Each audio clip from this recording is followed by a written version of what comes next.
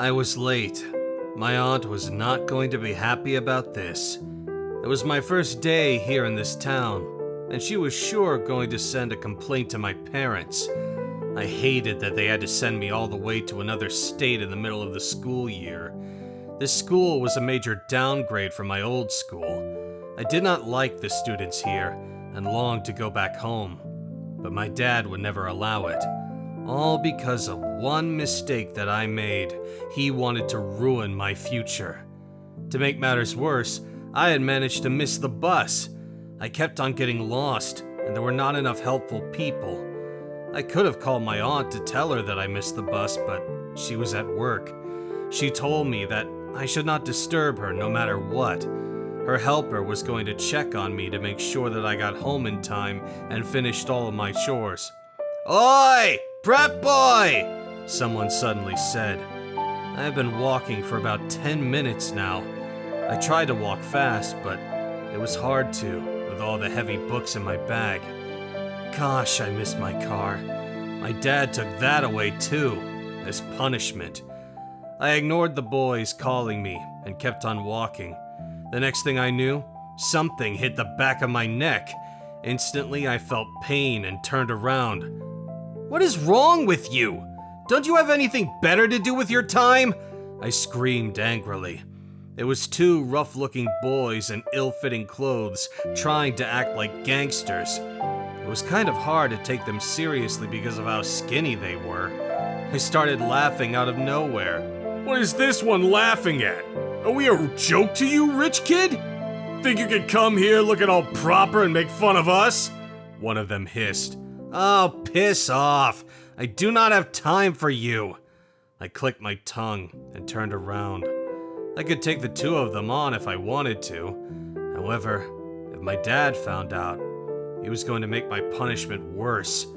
I turned around and carried on walking, already done with that conversation. But they weren't done. "Nice shoes. Take them off and let me see." His voice was taunting.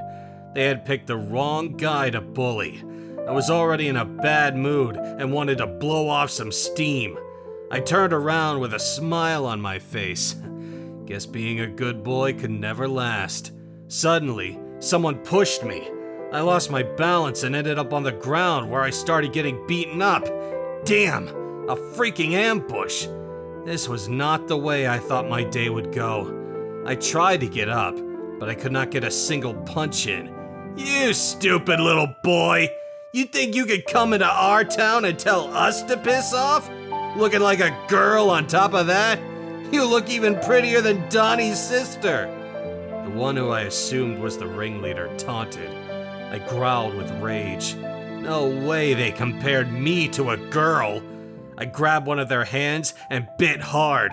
He let out a scream, and then he knocked me back. I was out cold. Hours later. "Do you not know that you should not walk on that side of town?" Someone asked. I had just woken up and was staring at an unfamiliar ceiling. "Guess I missed that part of the introduction." My raspy voice came out. "Good thing I found you and told Donnie to leave you alone. Those three can be cruel," the guy said as he worked on my arm, putting a bandage on it. "Who are you? And why were you 2 minutes late?" I asked sarcastically. "Sorry, I do not go around saving people in distress. Your smart mouth is not going to get you very far here. First day, and you are already in a fight?" He carried on. I tried to turn so that I could look at him. His voice did not match his face at all. He had a very boyish voice. I expected to see a regular or scrawny guy looking at me, not this guy who looked like a giant. He was very well built, tall and tanned. He looked like he might have been Native American. "Where the hell am I? Who are you?" I asked once again, panicking. "Chill out. You blacked out while those boneheads were trying to rob you. You should have just given them the shoes. I'm sure your parents would have bought you new ones," he said in a matter-of-fact tone. "You saw the whole thing and didn't stop it?" I was horrified. "Man, Man, I got my own battles to fight. I don't get involved in other people's battles. He rolled his eyes as if to say, obviously. So why did you help me? I asked. I don't think that bullying is okay. It was not a fair fight. To be honest, I thought that you could take the three of them. You have a very daring look about you, he pointed out. That compliment made me crack a smile. At least someone could see that in me. I hated that I got my mom's looks, and too many people called me pretty. All my life, people had mistaken me for gay or for a girl, and I have always hated it. I was a freaking guy, not one of those people. I need to go home. My aunt must be looking for me, I said as I sat up. Well, you can go home. You only have a few bruises. You don't have a concussion, he said as he helped me out. How could you know that? I asked. All the talking you are doing. Just joking. I have brothers, so I've had to deal with their injuries too, he explained. I spoke to him for a while more as he told me about himself. His name was Soul, and he was a junior like me. We were in the same homeroom.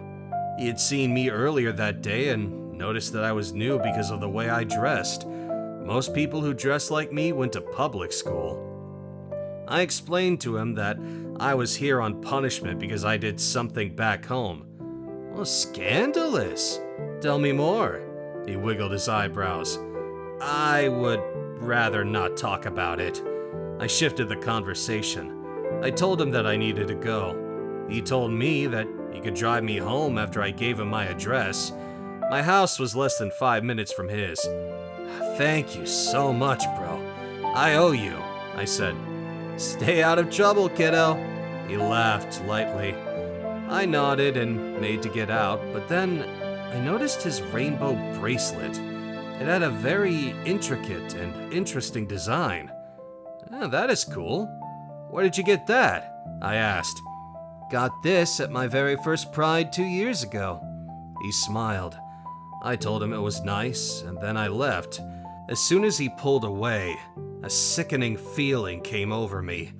How could I have missed it? He did not look like he was part of those people. He looked so much like a normal guy. And as my dad would say, you never know who was one of them anymore. They blended in too well. I missed my town, where none of this stuff was too rampant. I had noticed that this town I moved to was so liberal and woke up. Nobody cared too much about anything here. It was everywhere, shoved down my throat when I did not want to see it. It made me so upset it ruined my mood. I wanted to avoid him like the plague. I did not roll like that. It was better for me not to have friends. I just did not surround myself with people like him. Of course, I did not tell him what I thought about them. The truth that I had known since I was able to understand language, that it was all wrong in their heads, and one day they would realize it. Speaking of peace, there was none of that at home when I arrived and Aunt Mary saw my state of me.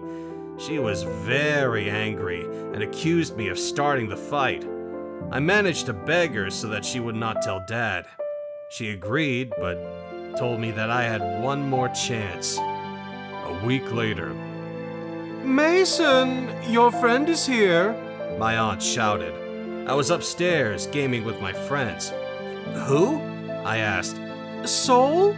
She said. Oh gosh, no. Out of all people, I did not need this. I'm busy gaming, I shouted. I wish she had just said I was not home. She did not respond, but 2 minutes later, Soul was in my room. Hey dude, I will not be long. I brought you some things. You haven't been at school for the past 2 days, he said. I turned to look at him and saw that he had had some books with him. Thanks. You can put them on the bed, I told him. He did that, and he kept on lurking. I wondered what more he wanted, so I said, thank you. He said I was welcome, and he just stood there awkwardly. What's going on? Why have you not been at school? He asked if we were friends. None of your business, okay? I sighed. Do you want to flunk? He asked. I set down my controller and slowly turned around, and then I said slowly, "Thank you for saving me, but this does not make us buddies. Stay in your lane," I hissed. He looked taken aback. Gee, is that what I get for caring? Look, I know what it is like to be a new kid. I just wanted to say that I am there if you need me. You can come and sit with me and my friends at lunch if you want, he said, putting his hands up in surrender. I just looked at him, wondering why the hell he was being nice to me. I might have given you the impression that I was interested in you, but I'm not. I'm a straight guy and I like girls, I blurted out. I tried to be as indirect as possible. Knowing these woke people, I would be called homophobic. Oh, well, just because I am gay, you think I'm attracted to you? I don't even know you. I will forgive your little blunder because you do not know better, he stated calmly. I looked at him, taken aback, and most importantly, I'm not attracted to you. You're not my type at all. So why do you want to invite me to hang out with you? You seem to have friends, I asked curiously. Because you seem like you need a friend. Is being kind illegal? Anyway, you can find us in the cafeteria if you change your mind. Bye, he said, his tone now bitter and upset. Thank you for bringing me the books, I said as he left the room. I went back to my room, confused as hell about him. 2 weeks later. It took me 2 days to give in and find Sol and his friends. They welcomed me. They were a bit of an odd bunch, but they were not that bad. I guess they did not act how I thought they would. There was a mixture of guys and girls, all with different sexuality to define them. I zoned out after a while. They had so many different ways they wanted to address, and I was not about to do that. I did not want to anger some of them because I knew how they could get, so I just watched how I spoke. I spoke to Sol here and there. He was actually a normal guy. Sometimes when we interacted, I forgot that he was actually gay. He liked the normal things that I did and played some of the same games that I did as well. He was very respectful of my space and did not touch me when I did not want to be touched. He was also a great shield. Sol was tall, bigger than a high schooler should be, and because of that, most people seemed to respect him. Even Donnie and his 2 knucklehead friends. I also noticed that no one started anything with me when he was around me. I was not about to stop hanging out with him so they could pick on me again. I needed that protection until the end of the year. I hoped that soon, the year would end, and my dad would bring me back home. For now, I just had to be friends with Sol. It was not like anyone I knew was here and would know the kind of people I was now hanging out with. From being the most respected guy at school to being protected by a gay kid. The irony was not lost on me. On Friday, Sol asked me if I wanted to go camping with him and his family. He said that one of his brothers dropped out of camping and they had extra space. He warned that it was going to be pretty rough out there and none of his friends could tough it out. Oh, and you thought to ask me, the softest looking guy? I asked. It was a truth I had come to accept of myself lately. I looked soft, and there was nothing I could do to change it. But inside, I knew I was feral. I knew I was dangerous. Both of us know that you are not that soft, he said as he narrowed his eyes at me. My heart glowed once again from his appraisal. He always managed to do this to me. I had no idea why his compliments made me feel that way, but I did not dwell on it. He was different from my other friends who insulted me to prove they were my friends. He was direct and did not shy away from the truth. When he gave a compliment, he meant it, and it made everyone glow. I had seen how all the others craved his attention, They all vied for his affection. Sometimes I found myself wanting to do the same. Soul had a strange magnetic pull, and I had to figure it out. 2 days later. The first day of camping went well. Soul fetched me from my house early in the morning. We joined his brothers, uncles, dad, and 2 of his cousin's sisters. We got to the site early, set up, and then we went looking for wood. I was paired with Soul. We walked for ages until we got what he wanted, and then we somehow managed to get lost. Great. It is going to get dark, and then we are going to sleep here. We should have taken a map. I groaned, annoyed. I know the area very well. Don't worry. I will protect you from any bears, he said. I nodded and continued walking. I started to see some familiar rocks and turned around to tell him, but then there was a sudden noise. A very loud, obnoxious, and scary noise. Roar! I jumped. I launched myself at Soul instinctively.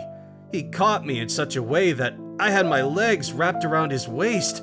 My heart was pounding so loudly as I looked into his eyes. It felt like an eternity as he held me like that. I felt strange, but I did not tell him to let me go. Told you I would protect you, he smirked. Bears don't sound like that, I pointed out, rolling my eyes. My legs were shaking, and I knew I would fall if he did not basically carry me. But being sassy was important, and it looked like Soul didn't mind it much either. He was laughing, but he did not poke it further. Trust men to get lost. We have been waiting for you. His cousin's sister suddenly spoke up. Soul chuckled and put me down. Now I felt very embarrassed that his cousin saw us like that. We walked back to the site and set up everything. The rest of the trip went well. Nothing interesting happened. However, I felt very strange about him for the rest of it. I shook it off and told myself that I was getting into my head. I could not bring myself to admit what I thought was happening. That was a myth. Gayness could not rub off on people. Wait, I actually believed that. My new belief shook me to the core. A month ago, I did not believe that. But then again, a month ago, I didn't have any gay friends. I realized that I actually considered him a friend now, despite everything. He was funny, helpful, and always looking out for me. It made me feel less alone in this town. The fact that he did not brag about how he helped me when I got beaten up only made me feel so much more appreciative of him. 2 months later. The next 2 months were not as bad as I thought they would be. I went to school, and then I came back home. I did my homework, then I chatted to Soul and the others. We had a group chat where we talked about school and our lives. That was one of the funniest group chats that I had ever been on. That group chat helped me get through the monotonous days. School was boring. Donnie and his minions sucked, and my aunt was insufferable. At least on the weekend, Soul would always invite me somewhere. He hated being indoors and always had an activity planned. One day, he showed up with 2 bikes at my house and told me that we were going to bike out of town. He said he saw this little shop out of town that had some cool collector cards. I was not really interested in collector cards at all, but I had nothing better to do, so I tagged along. Why bikes? We could have gotten a taxi. I asked once we had gotten there. Will you ask after we have arrived? He asked, sounding amused. Yes? Why is that funny? I asked him as I followed him into the store. The store was quite interesting and had a lot of things that caught my eye. I found these bikes in our garage. I thought we could make a day of it. He waved his hands around and then mentioned his other friends. Well, the others are going to the movies and then a party later on. He held things, inspected them, and then put them away as we spoke. Did you not want to go to the party? You are quite popular and likable, I asked as I mirrored his actions.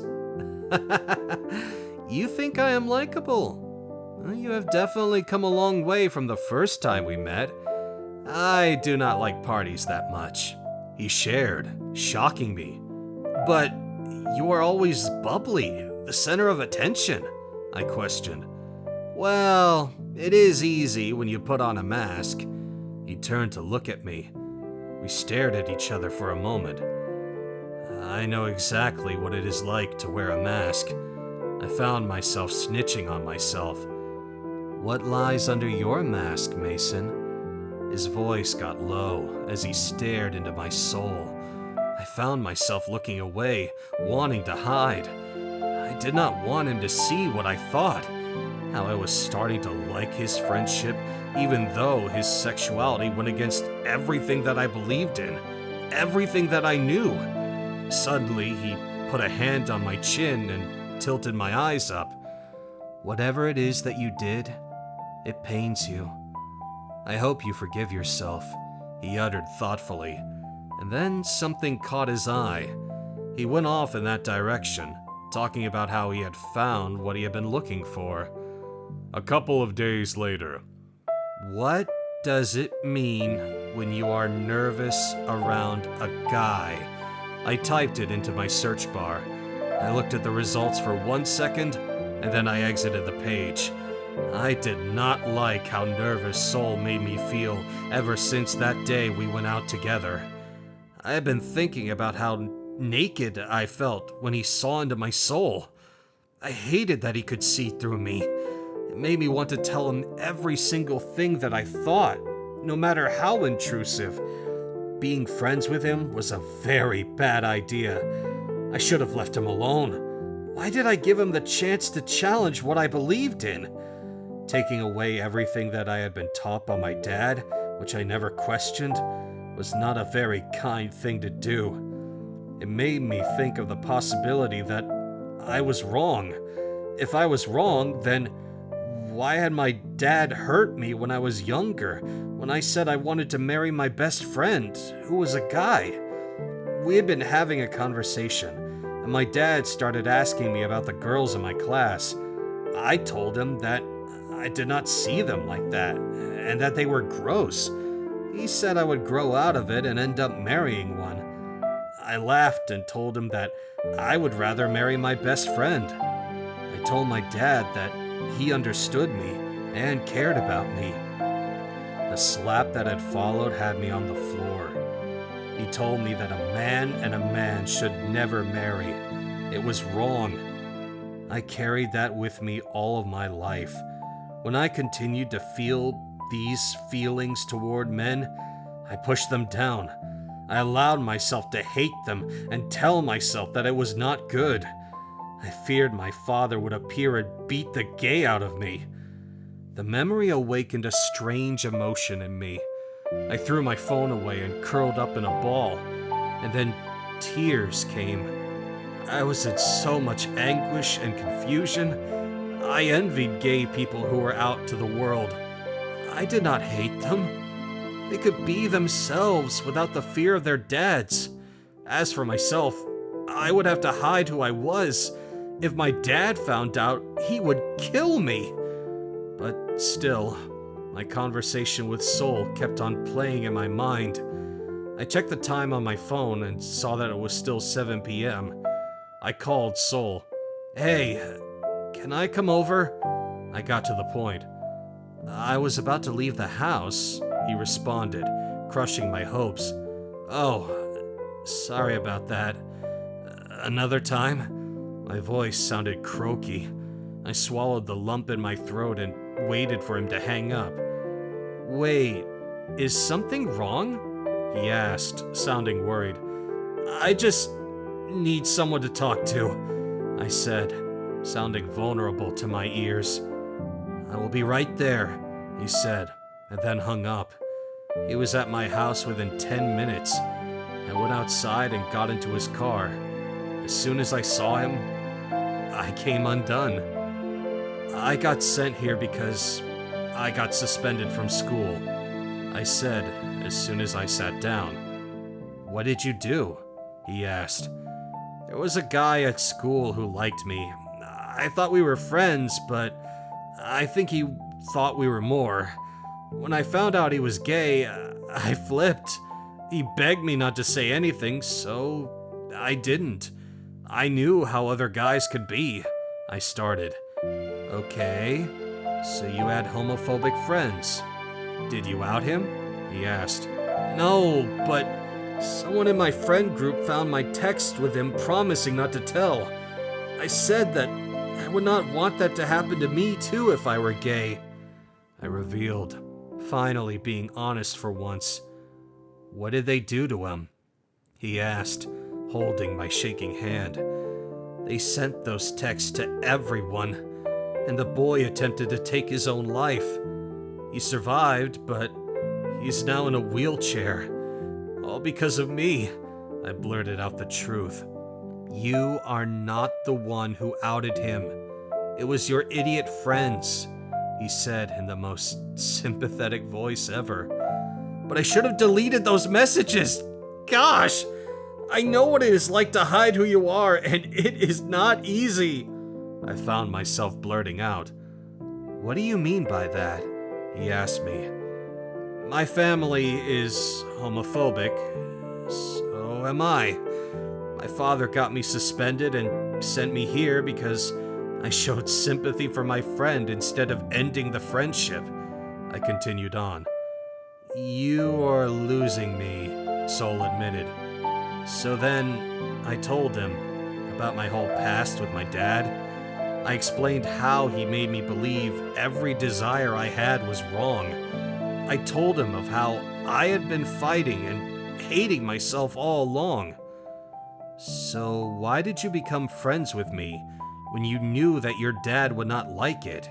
He asked. Because I had no other friends. I also wanted to hear from people who are queer what it was like. These past few weeks, you guys have taught me more than my father has his whole life, I shared. Whoa. Okay, this is blowing my mind, he exclaimed as he buried his head in his hands. So yeah, all of this was eating me up. I wanted to share this with you. I think I am gay, and I've been lying to myself because it is easier that way, I revealed. Thank you for trusting me with this. Your secret is safe with me. Can I hug you? He asked. I wanted to hear those words so many times, and now they were being said to me.